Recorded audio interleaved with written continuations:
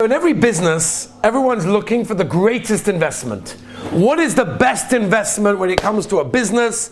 We're in business, we're making money. What is the best thing that I could do to reap the greatest rewards? That is the sugya that we're about to start, Be'ezah Hashem.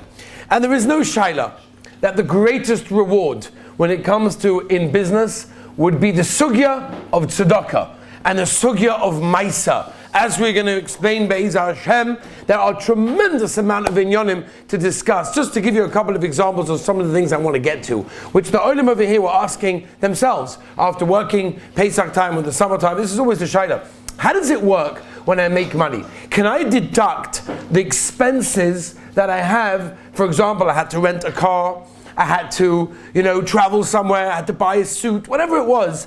Do I, take off the expenses in order to make the money or not? How do I work out Maaser money? I rent a store, do I take off the rent? What about the workers? What about the tax? How do these things work? There are many shaylas. We're not going to be able to go through all of them, but I want to go through some of them. We're going to try to go through how to work out Maaser, who to maybe give it to. Does it have to be an exact calculation, or could it be like be'erach? Like we can make be'erach how much Maaser money is? Is Maaser even a chiyuv? These are some of the shaylas that we're going to discuss. I would like to start with, as we always do, a little bit of a hagdama, because it's always kedai to start with a bit of a hagdama to understand what is the inyan of tzedakah, what is the inyan of Maaser, how choshev it is. There's no shayla about it. Anyone that learned the Halacha Balatanya, this is of the greatest things that can be done in this generation. Absolutely no shayla whatsoever. Okay, so like this, it's very easy for a wealthy person, for a man of means, to feel really good about himself. When he calls up the bank and they tell him how much money he has in that bank. It's very geschmack, right? There's a certain sort of security that a person feels like a security. I have lots of money, and therefore I'm able to rely on that money to help me. It's a certain security that a person feels. We'll see from Chazal that it's not so simple. The Ramban, for example, writes in Sefer Mitzvahs, the Ramban writes that the Torah says it is absolutely forbidden, it's also for a person to become angry or upset when he gives tzedakah to the poor, or to give it with a bad eye, feeling that I'm giving some of my money. I worked hard, this is my money, and I'm giving you the money. That is a big mistake, says the Ramban. The Ramban says, Faket, every opportunity for tzedakah that we are given is an incredible opportunity for an amazing reward. Not only that, says the Ramban, that it guarantees that when a person gives tzedakah, it's not lessening his amount that he has in bank, it's increasing it. Right? There's a famous Maaser, a moshel that they say over, of somebody that goes to the post office in order to send a package. So he's got this package and he gives it in to the person on the other side of the counter. Can I send this package to wherever it is in Chutz La'aretz? So they weigh it and they say, no, I'm sorry, it's too heavy. You can't send it, it's way too heavy. So what do you mean it's too heavy? It's a book, I have to send it, it's very important, whatever. It's too heavy. Okay, so what can I do? Another stamp. If you put another stamp on it, will be okay. He said, Shaita, you're a fool. You told me it's too heavy. So now you're telling me to make it heavier by putting a stamp on there? How's that going to help? The answer is, when you put a stamp on it, it's going to help it go. Right? So it's the same thing very much with our money. We think when we give tzedakah, so we're getting less money. So I had $100, now I have $90. No. Says the Ramban, a person has an opportunity to widen, to increase the money that he has. And I'll tell you like this, there's a Gemara in Tainis Daf Tes. Everybody knows the Gemara. Tainis Daf Tes Samad Aleph. Moedike Gemara. The Gemara brings a posuk that says, Aser ta'aser, which of course we darshan in the Gemara, Aser bishvil shetis. Aser means that a person gives Maaser bishvil, in order. It's basically a skula from the Gemara to get rich. That's what's going on. It's basically a skula to get rich. Says Tosfos. Where's the makar? The makar, says Tosfos, is a sifri. That's what it is. The pasuk says Tosfos is talking about tavua. It's talking about grain. It's not talking about money. It's talking about produce. It's talking about grain in that case. How do we know, says Tosfos, that it applies to any profit? Not only my profit of my field that it produces, but rather any profit. Says Tosfos, kol tavuaska. Since it says kol, includes everything. Says Tosfos, every profit that you make is included in the sugya. Now Tosfos brings a Moedike Maaser. Tosfos says there was a guy who had a beautiful big field, and this field produced 1,000 kor, huge amount of produce, like an unbelievable amount. And every single time, when it was a year, whatever it was, he made a cheshbon, and he gave 100 kor. He took off 10%, took off Maaser, and he gave 10% to the aniyim, to the poor people. Wonderful. 1,000 kor, he took off 100 kor, everything's gavaldik. He was getting older. He says to his son, listen, calls his son in for a meeting, big fancy office, nice leather chair. He calls in his son and says, listen here, one day you're going to take over the business. It's a great business, making a lot of money, right? I'm warning you now. Make sure you keep my mahalach. Make sure that when you make 1,000 kor, you give up 100 kor, and then you'll be Yotze Maaser, and HaKadosh Baruch Hu will look after you. What happened? He took over the business, and then he saw, he's got, I can't give so much, 100 kor. You know how much 100 kor is to give? It's too much. The aniyim don't need it. I need it for myself. I have to reinvest. I've got a lot to do. No. He started to give less and less and less, until eventually, and you can look this up in Tosfos, until eventually, what happened is that he only made, the field produced 100 kor. And he started to get upset. There's a whole Maaser. They came to laugh at him. The dream, Gansa Maaser, look at Tosfos. But Akaponim, the basic pshat is like this. What they told him is they said, when you gave 100 kor from 1,000, so it worked like this. The Rabbeinu Shel Olam was a 10% partner. You're a 90% partner. Okay? You take 90%, the Rabbeinu Shalom took 10%. So you were a 90% partner, the Rabbeinu Shalom was a 10% partner. But if you take away the 10%, you don't give a 10% to Maaser, the Rabbeinu Shalom says, you know what? We'll flip it. It's going to go fakir now. Says Rabbeinu Shalom, I'm going to go along and take 90%, you'll keep 10%. And that's what happened. He ended up with 100 kor. Says Tosfos, you have to know from here that a person has to be so careful. You think you're giving away your money. There's so many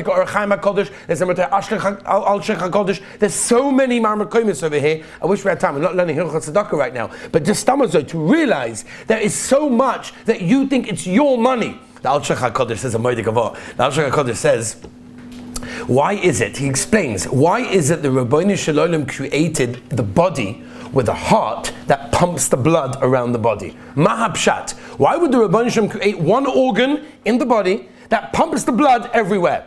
Says the Al Shech HaKadosh, it's to teach us Hilchos Tzedaka, Hilchos Maaser, that just like one organ distributes the blood to the whole body, keeps it going, so too, since Klal Yisrael are one body, and when a person has money, he's the heart. He's pumping the blood for all of Klal Yisrael by distributing it around. Says the Al Shech HaKadosh, that's the limud that a person has to realize. I tell you, Mordechai Maaser, in the early 20th century, there was a very wealthy Jewish Yid living in New York City. His name was Harry Fischel. Now, Mr. Fischel made a huge amount of money in Manhattan real estate, and he distributed amazing sums to Tzedaka. He used to give huge amounts to Tzedaka. Now, people said to him, Mr. Fischel, how did you make so much money?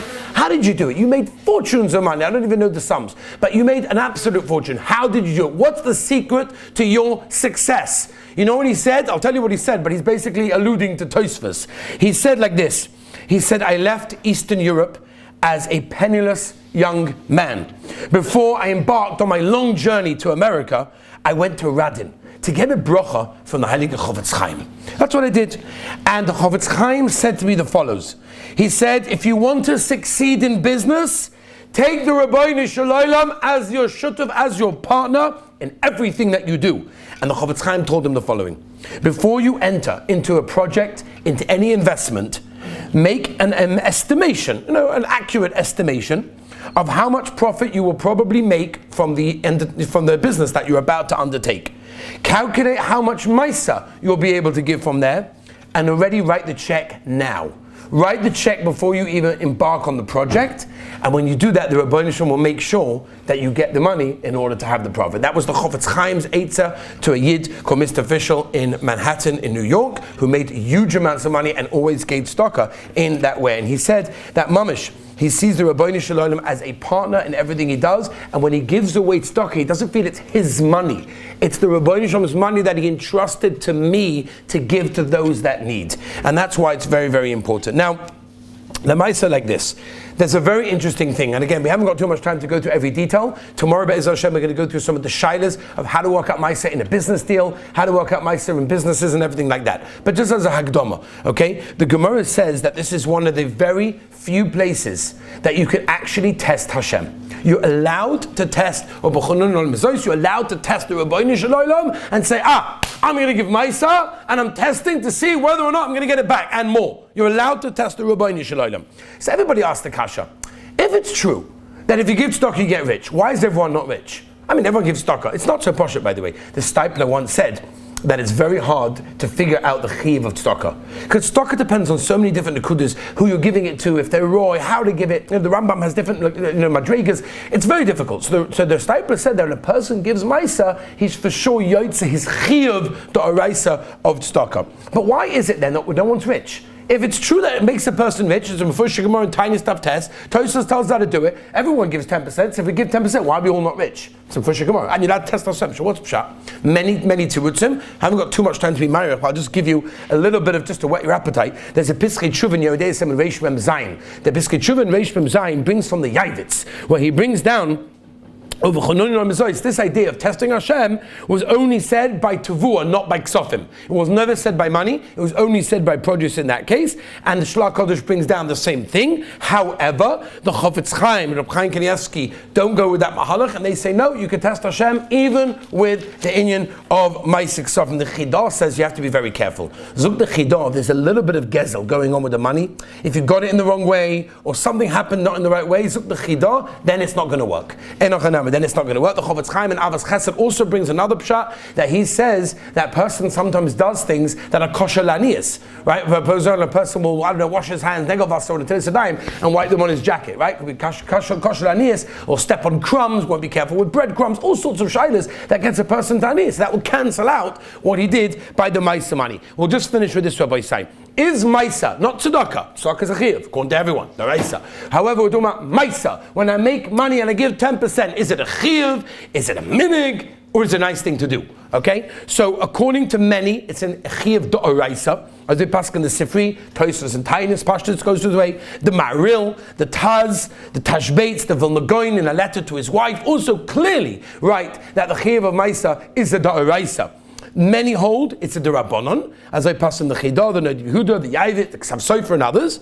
Most poskim hold it. In fact, it's only a minig, which is the Bach, the Maram Rutenberg, the Piskei Tshuva, the Reb Kiva Eger, the Marushag, and as I pass in the Maaser Reb Chaim Kanievsky, Shevet Halevi, the Stipe of the Chofetz Chaim, and many others as well. However, number one, once you are noig to do Maaser, it becomes a din neder. Number two, even though it's only a minig, the Stipe said, since we don't know how to makar in the midst of tzedakah properly, if you do Maaser, you're vada yoyt to the chiv, and that's a daraisa, the kula yalma of the mitzvah of tzedakah. So that's the inyan over there. But Be'ez Hashem, tomorrow we're going to try to go through some of the inyanim and some of the chashivas and halachas of how it's lageya to work out. Maaser, have an amazing day.